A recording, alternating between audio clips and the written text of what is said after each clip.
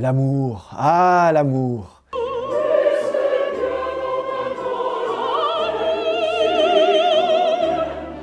Quand tu regardes les films, franchement, on se dit c'est magnifique, mais la réalité est bien différente.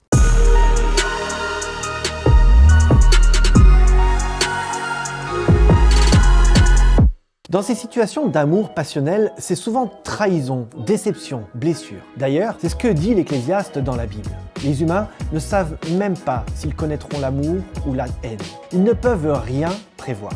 Ok, on ne peut pas prévoir, mais Dieu t'a quand même créé avec un cerveau. Tu sais le truc qui est en surchauffe en ce moment?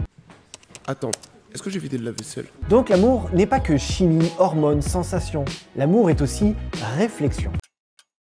Pourquoi on ne parle jamais de cerveau quand on parle d'amour? Souvent, quand on parle d'amour, on pense sentiment et très rapidement sexualité. La sexualité d'ailleurs, on y apporte beaucoup d'importance et parfois trop. On base souvent notre relation sur de mauvaises bases. Dans 1 Corinthiens 13, Paul nous fait une liste magnifique de ce qu'est l'amour. Patience, la bonté, la vérité, le pardon, la confiance, l'espoir, et cela a une durée éternelle. En fait, le véritable amour, c'est l'éveil de tous ses sens, mais aussi de toute ton intelligence. Le texte biblique d'ailleurs nous dit « Tu aimeras le Seigneur ton Dieu de tout ton cœur, de toute ton âme et de toute ta pensée. » Alors, petit exemple culinaire. En fait, le plus difficile dans l'amour, c'est la balance entre le côté sentiment et le côté raison. Elle est belle, elle est bien proportionnée, elle est blonde, elle cuisine bien, elle est sportive.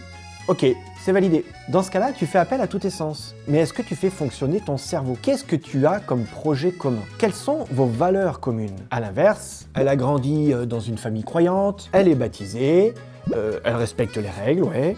Elle s'occupera très bien des enfants. Elle a un bon travail, ouais. Et puis, elle a des projets de vie en plus. Là, tu fonctionnes uniquement en mode checklist rationnel. L'un comme l'autre, ils ne sont pas bons. Il faut que tu trouves un équilibre. Et comment faire? L'important, ce n'est pas de trouver la bonne personne qui valide un maximum de critères, mais réaliser ces critères avec elle. Ne pas se baser sur ce que vous êtes, mais sur ce que vous voulez être ensemble. Le Cantique des Cantiques dit « Je suis à mon bien-aimé et mon bien-aimé est à moi ». C'est ça l'idée. Quand tu es amoureux, tu cherches la personne qui remplit le plus de critères. En fait, tu ne dois pas penser en « moi », tu dois réfléchir en « on ». Tu peux alors prendre le temps de définir objectivement ce qui est bon et ce qui est mauvais pour l'autre, pour toi et donc pour vous deux. Alors oui, l'attirance physique est quelque chose d'important, mais l'amour ne se limite pas à ça. C'est un équilibre entre la passion et la sagesse. Et trouver cet équilibre est un défi de toute une vie. Et ça, c'est pas faux.